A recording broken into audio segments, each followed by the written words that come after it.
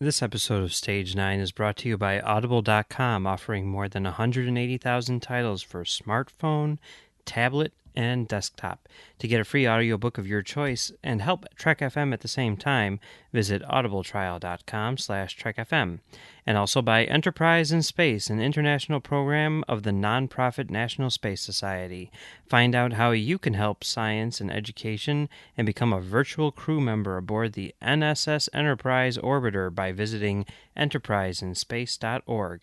And if you want to join the conversation and share your thoughts on this episode, join the Babel Conference, our listeners group on Facebook. Just type BABEL into the Facebook search field. We look forward to seeing you there. Hey everyone, I'm Rod Roddenberry, and you're listening to Trek FM.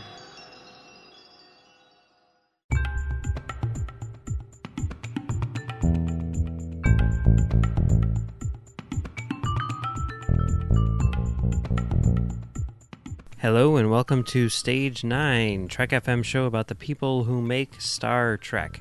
I'm Mike, and today I am joined by a very special guest, Lee from Earl Grey. How's it going, Lee? Yeah, I'm not too bad. Yourself, Mike? I'm doing pretty well. Thank you very much for joining me. Today we're going to be discussing a brand new movie by the co-creator of Star Trek Discovery, Alex Kurtzman, and that movie is The Mummy.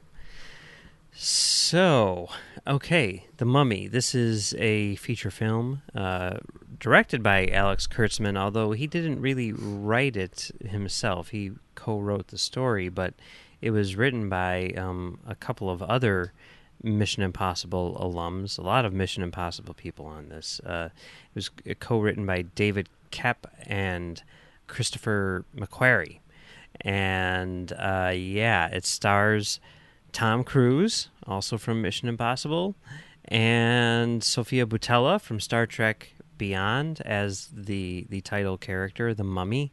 And it's about a guy who finds a mummy and hijinks ensue. No, it's a remake of the Universal, the classic Universal horror movie, and the idea behind this is to launch what they're calling the Dark Universe, which is going to be Universal's monster cinematic universe, which is kind of interesting in that was kind of the first shared universe ever in movies, going all the way back to the 30s, I guess, with the original Mummy and Frankenstein and Dracula and Creature from the Black Lagoon and all that stuff.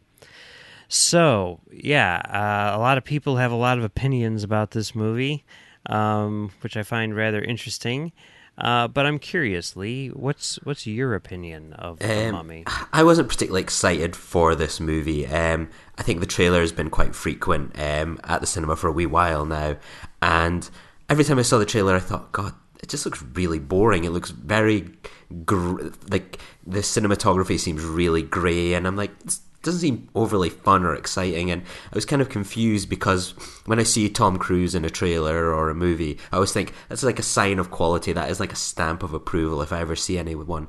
And then I was watching it thinking, like, kind of not seeing why Tom Cruise is associating himself with this movie, but I like that it's got Sophia, her last name escapes me, from Star Trek Beyond. Yeah, it's got Tom Cruise.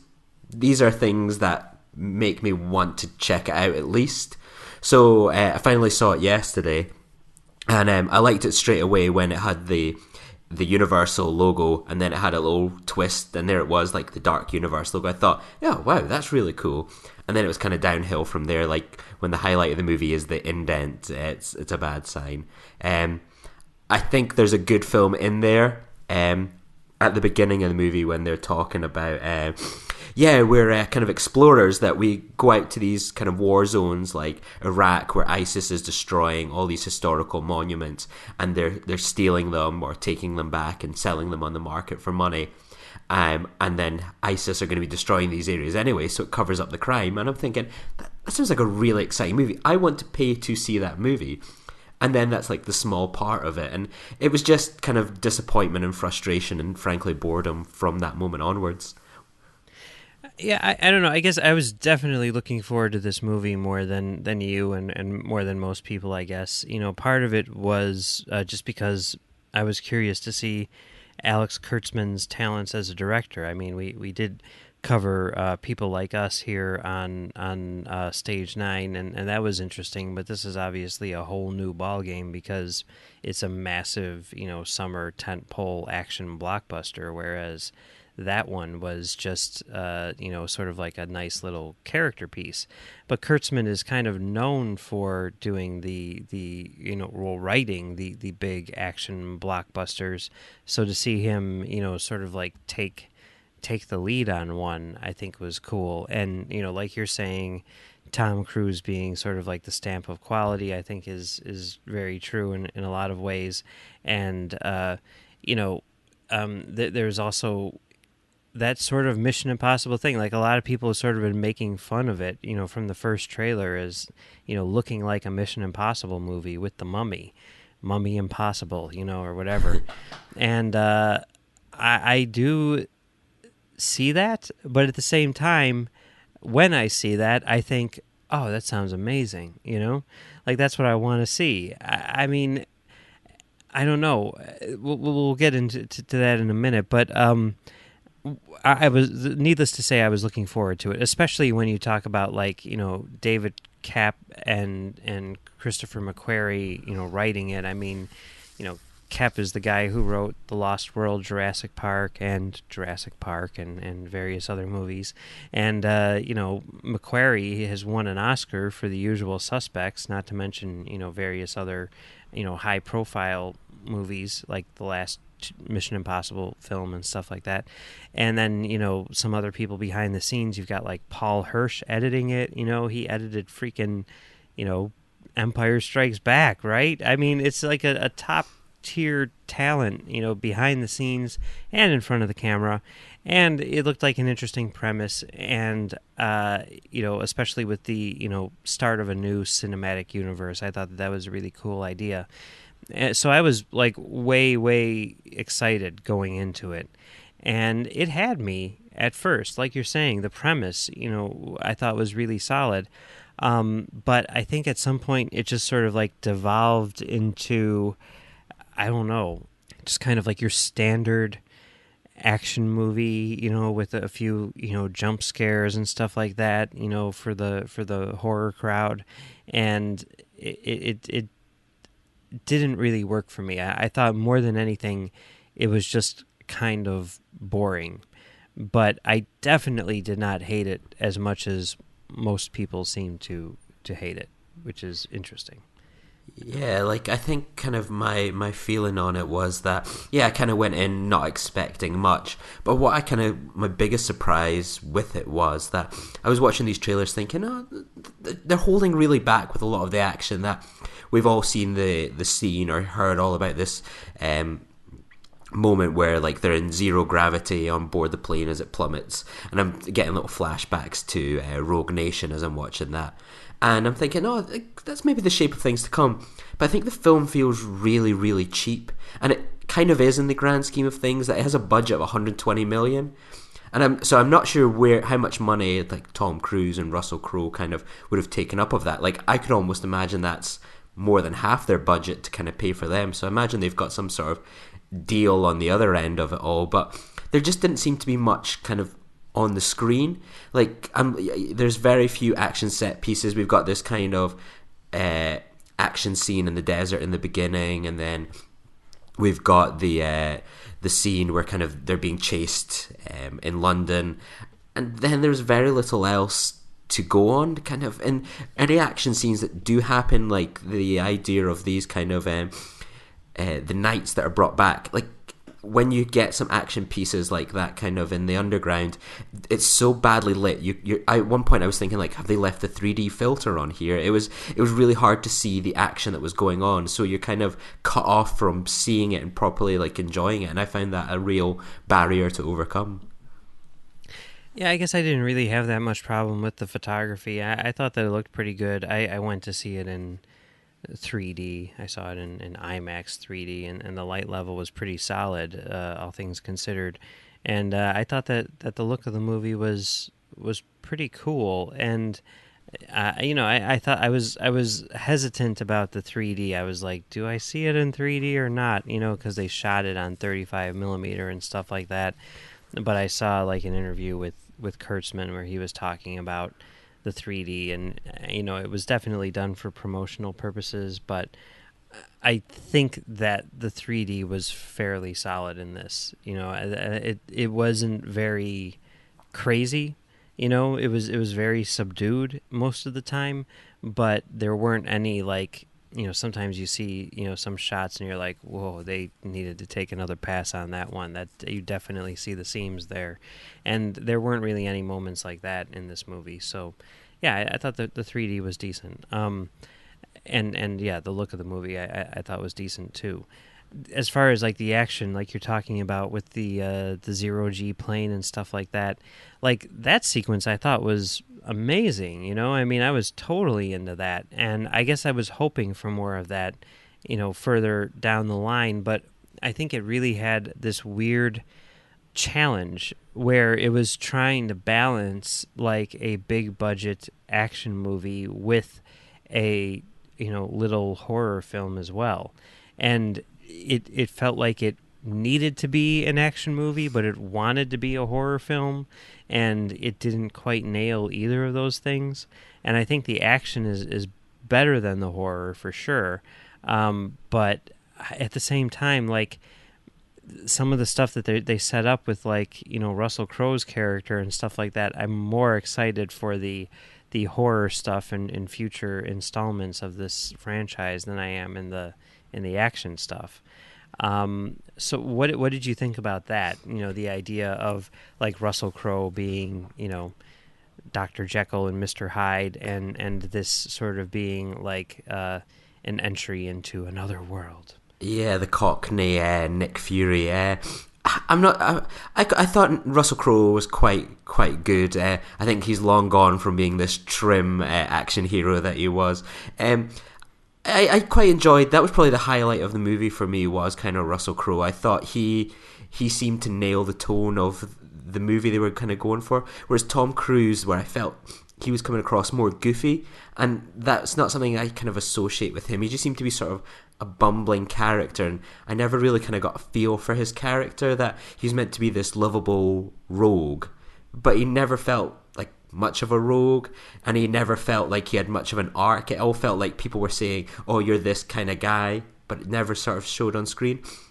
Whereas Russell Crowe seemed to kind of nail the tone of that character. Like, he really embraced that. And I didn't think it was brilliantly kind of chosen, this idea that when he kind of turns into Dr. Jekyll, that he's like, what, governor? And, it's more laughable than kind of serious, or thinking, wow, this guy's like intimidating. He just seems like a kind of like football casual from like Millwall or something, just chucking Tom Cruise around. Like, it doesn't feel like sort of a gods and monsters idea. But like, I would just give kind of Russell Crowe a pass, because at least he embraces the tone, and he seems to kind of nail something down. He's consistent, and I can buy into him as this kind of mad, wacky doctor. And when he is Dr. Jekyll, it's enjoyable. I kind of got a kick from it, whether that was on purpose or not. I think it was on purpose. I think that this movie, sets out to have a good time, and, in some instances it does succeed. I mean, they've talked a lot about, like, their plans for future movies, the next one being, in the planning stages right now is Bride of Frankenstein, which is interesting that they'd skip over Frankenstein and go right to Bride of Frankenstein, but that one's being written by David Koepp as well, and it's going to be directed by Bill Condon, who did,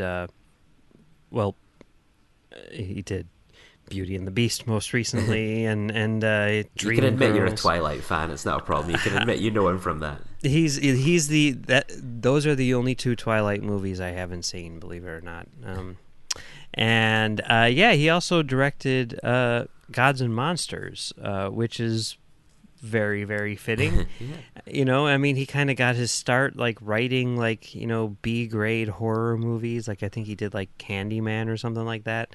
And, you know, here he is now after making a, you know, James Whale biopic, getting to direct, you know, James Whale's masterpiece, you know, as many would consider it to be. And, you know, just hearing Kurtzman talk about that and saying like, oh, Cap's script is amazing. He's doing something really weird and cool with it.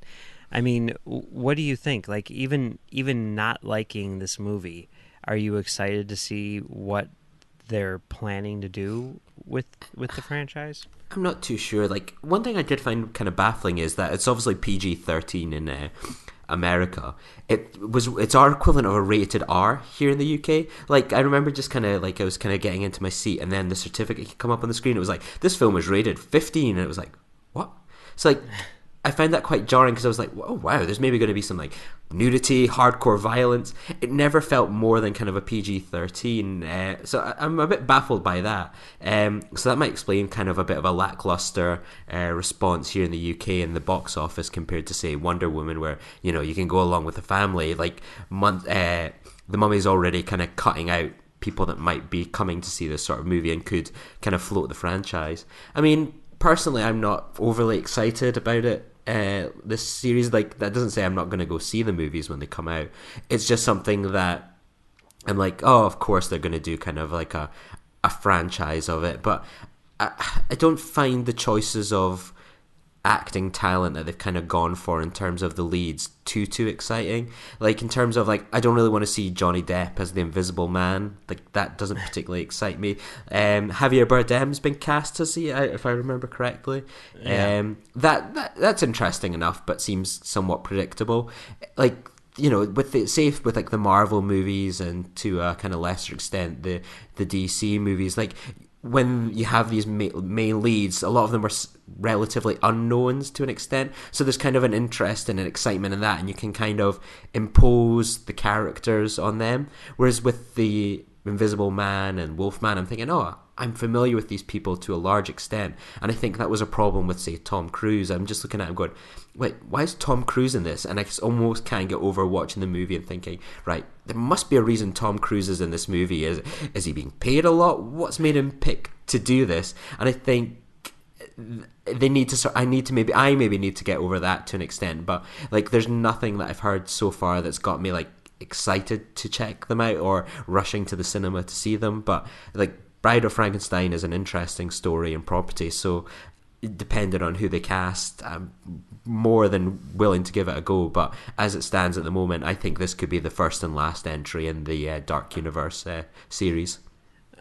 You know, I don't think that that's going to happen because, I mean, I guess, you know, you're saying that it didn't do too well in the UK, and I know it didn't do too well here in the US, but from what I've read, the international box office has been pretty... Yeah, it's made its box office, it's made its numbers back there already. Yeah, so, you know, I mean, it's going to be, I think, one of those things where, you know, I mean, one of those franchises where here in the States, for example, we're like, why are we getting another one of these movies? But it's because everyone else in the world is watching it, you know, except for the U.S. So, you know, I think that's... I'm going to say a good thing. Like, I'm happy that it is successful, even though it's not tremendously good, because I do like a lot of the things that I'm hearing about this, their plans for, you know, the other films. You know, I like the idea of Bride of Frankenstein being like a big blockbuster in a sense, you know, and them skipping over the first, you know, installment and going straight to Bride, I think is really interesting.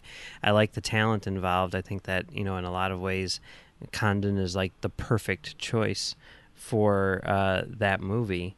But also, one of the things which I've heard, which I find to be very interesting, is the idea that they're not going to be all mega blockbusters. They're going to vary in terms of scale and budget and stuff like that.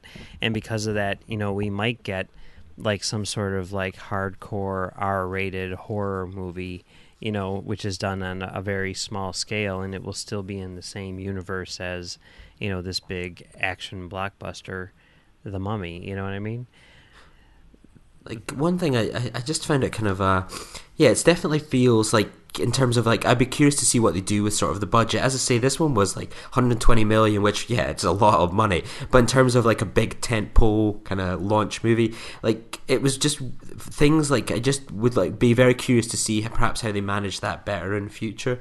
That with things, for example, when we see kind of the story of the mummy and how she ended up being incarcerated, and it seemed that they only had like 3 minutes of footage, and like they just stretched that out over the whole movie and constantly going back to that.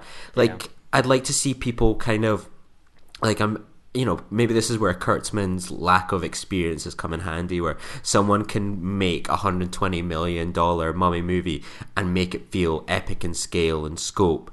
And I just don't think he ever kind of got above that. Like, if I watched that on like the Sci-Fi Channel or TNT, like I would think, oh yeah, that's fine enough. But it never seems to kind of go beyond that sort of scale. It feels like I don't see that budget translating onto the screen, apart from perhaps the zero-G flight. And I think that there's never anything where you think, oh wow, that's like real sense of scale, there's a real sense of scope there, or like that you think, oh, this has been really creative with perhaps camera angles to really, do more with less.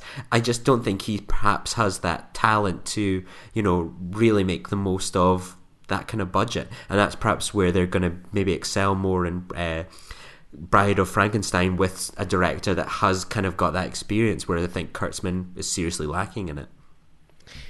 Yeah, there's been a lot of talk in recent weeks about, the hiring of directors who do not have a lot of experience for these, mega blockbusters, and, what's fair and what's not, or whatever. And Kurtzman is sort of like an interesting case in that, he has directed one thing before, and it was a very small scale project, but at the same time, he has, in a lot of ways, been responsible for some of the biggest blockbusters in recent years.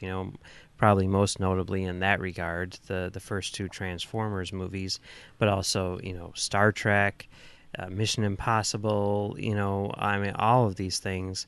And it's kind of a unique case where it's like, well, you would think that, as someone who has been responsible for basically creating the blueprint for a lot of these franchises, he would have sort of like a clear idea of what it takes to make one which is successful. But at the same time, and I mean, who knows? Maybe he wrote the original script and then, people came in and polished it or whatever. But like, just looking at the credits, it's like, you would think that he would be, at the very least, writing this thing, as well as directing. That's a very strange, choice that they made in that regard. And I don't know. I mean, I don't think his direction was bad, but at the same time, it didn't stand out, aside from that plane sequence, which was pretty amazing. So I'm not sure. It'll be interesting to see if he's directing anything in the future. But for a while there was some rumors going around, and it certainly seems like there may have been a plan for him to direct the pilot for Discovery, which he's co-creating. And that ended up not happening, probably because of the Mummy. And this is, very much sort of the thing which he has been, working on full time while, co-creating, Discovery and sort of managing it from afar, I guess. What do you, and I mean, sure, we've seen, Kurtzman's take on Star Trek with 09 and Into Darkness, but, what do you see here as far as how it may translate to Discovery or anything like that? I mean, I don't know if there is anything necessarily, but yeah. Nothing kind of seems to jump out. That I think he's one of those people that perhaps needs his work to be, that perhaps he isn't the worry. You were saying that he's done all this work on Star Trek, Transformers. A lot of that kind of, as a writer, his work has to go through various different filters, and then it comes out the end. And when I think of, say, 09 Into Darkness, I think of them more as J.J. Abrams productions, whereas with this movie, I think this is kind of, he's the head honcho, and that I'm not too sure how the whole script kind of worked out. Like, when I saw, like, Macquarie's name at the end, for example, and I thought, oh, he clearly must have been brought on late on by Tom Cruise to give it a polish. Like, I can't imagine Macquarie there at the genesis of that script, or even the first, second, or third draft. I can imagine him coming in and doing a bit of a rewrite here and there or something. Like, so I think that's probably the best thing for Kurtzman, is that his kind of flaws or talents as a creative writer has been well documented among Star Trek fans, and I think perhaps his work is best done when there's a strong director, an experienced director like a J.J. Abrams or, you know, a Michael Bay, whoever, that can go, okay, this is your script here, but this is perhaps how we can make it bigger. Like, you know, just because someone's a good writer doesn't automatically mean they're suitable to physically visualize that with cameras and the use of budget. So I think if he's part of a creative team surrounded by people like Nick Meyer and Brian Fuller, then I think his work will benefit more for having those people pass over it, as opposed to him being the guy who's the vision go completely through personally. It's interesting because, I mean, I know that he's always got a million projects which he's working on in some, you know, regard or another, but it's like now that The Mummy is over with, which was obviously, you know, his priority, seeing as how it was a major motion picture and his first one at that. Like, I wonder if now he might sort of like shift some more attention back to Discovery, and maybe, you know, give a little input into, you know, the whatever is left to write in season one, and maybe in the post-production process, maybe even coming on to direct an episode, you know, later in the season. I mean, and I think TV would be a good place for him to kind of refine his talents. That, yeah, he's not going to have this big budget, and, you know, Star Trek historically, you've got to make a lot of, you know, good use of limited resources, whether that's on the film or in the TV screen. And I think that would be a good place, like that classic Star Trek directing school, for him to perhaps go to and graduate from. And there's nothing to say that he can't go on and do another big blockbuster movie in a few years' time, but perhaps he needs to scale back and kind of have some of those resources taken away to kind of refine those talents. And I think he could go on to, you know, be a good director if he can kind of complement his kind of big and bold writing style with visuals and kind of engaging, you know, talents like that, I think. Yeah. I mean, he's working with all the right people, I think. You know, like his crew is very solid. Like we were talking about, Paul Hirsch, you know, editing the movie, and, you know, Ben Saracen was his cinematographer, who has photographed a number of really cool movies like Pain and Gain and stuff like that. So, you know, I'm sure that The Mummy was a very big learning experience for him, and it'll be interesting to see what he does next. Maybe he'll revert to something smaller, you know, something more in keeping with people like us, or maybe he'll, you know, pull a Stuart Baird and say, you know what, directing's not for me. I'm going to stick to these other things which I've, you know, proven myself to be very talented at, or something. Who knows? It's interesting. And I mean, I do not think that The Mummy is a disaster. You know, it's not like I watch this thing and I'm like, Alex Kurtzman's the worst director of all time. I hope he, you know, is buried alive like The Mummy. You know, I mean, that's definitely not what I think about this movie. I just think that it was disappointing, and it was, you know, a little less than good. Yeah, for me, it was just, I just found it, like, I never came out of it angry or annoyed or anything like that. I just came out and went, God, that was boring. And that's something I'd never think I would come out of a Tom Cruise movie thinking. So that was just kind of, you know, I don't come out and think, oh, that was like, what a waste of an afternoon. It was kind of like, oh, I've seen that. And you feel you can then engage in the larger conversation that's going on with The Mummy just now, and what it says about Hollywood, blah, blah, blah, all those kind of think pieces that movies like this generate 10 a penny during the summer. So yeah, like, it was kind of worth it for that. and it kind of probably hurted a bit that I saw it as a double bill with My Cousin Rachel, starring Rachel Weisz, which seeing that so soon after watching The Mummy made me think, man, I miss the old days of the Brendan Fraser Mummy movies and the Scorpion King. Bring those colourful, enjoyable movies back, and so that maybe worked against the movie as well. But yeah, that was my kind of main feeling. Not the worst ever, but just it probably is roughly what I expected it to be based on the trailers. Yeah, that's, I've heard a lot of people saying like, oh man, it's not the Brendan Fraser Mummy, whatever. That was like, the first time I saw the trailer, I'm like, good, like I am glad that this is not the Brendan Fraser Mummy, because those movies do not hold up at all. The Scorpion King is pure garbage.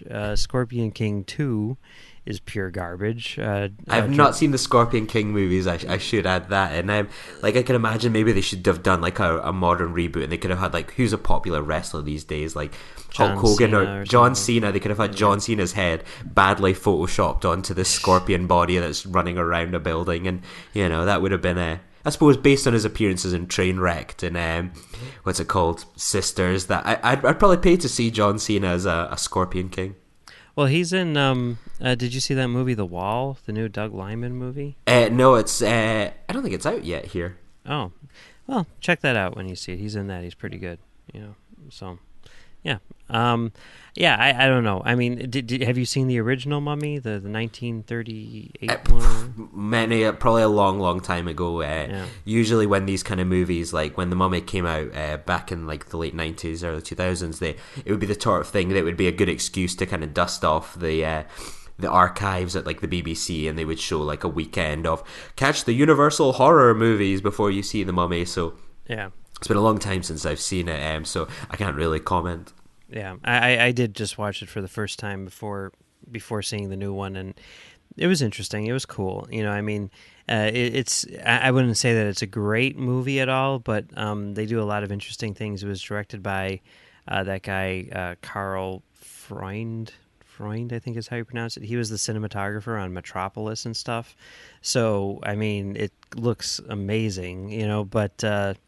Yeah, it's an interesting thing, and it's interesting to see because it is a very small movie with like very sort of like little things happening, and it's almost like a bottle movie, and it's like an hour and 15 minutes long, taking place in like small isolated areas with very little sort of action or anything like that, and to see them sort of like take that idea and expand it into this is really interesting, and it doesn't really work, but that's okay. I guess they get an A for effort. So it's been fun talking about The Mummy today, but that's not all we're talking about here on Trek FM this week. So here's a look at what you may have missed elsewhere on the network. Previously on Trek.fm, The Ready Room.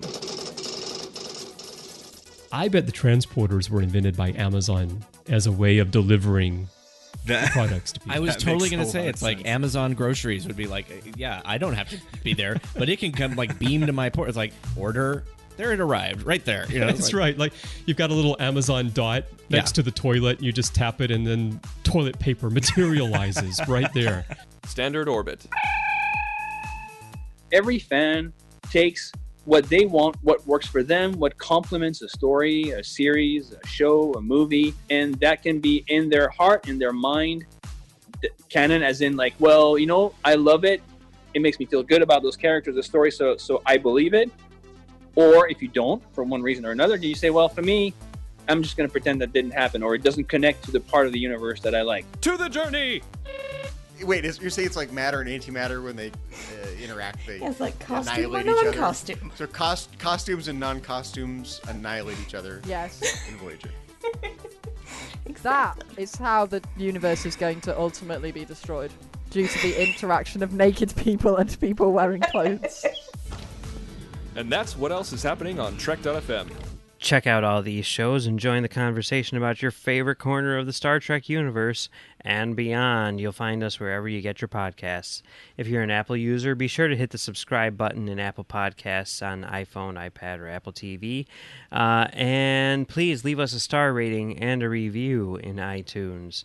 If you're not an Apple user, we've got you covered as well. You can find us on Google Play, Stitcher, TuneIn, Spreaker, SoundCloud, Windows Phone, or you can just go to our website and download the MP3 or get the RSS link as well.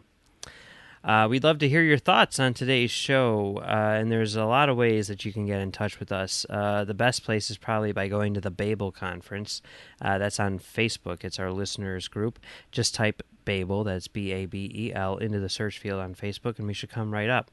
If you'd like to send us an email, you can go to our website, trek.fm/contact, and fill out the form and just choose Stage 9 as the show, and it'll come right to us. You can find us on Twitter at TrekFM, or you can find us on Facebook at facebook.com/TrekFM. So, Lee, where can people find you on the internet and on the network? Yeah, you can find me being pumped full of mercury on Twitter at Lee_Nostromo.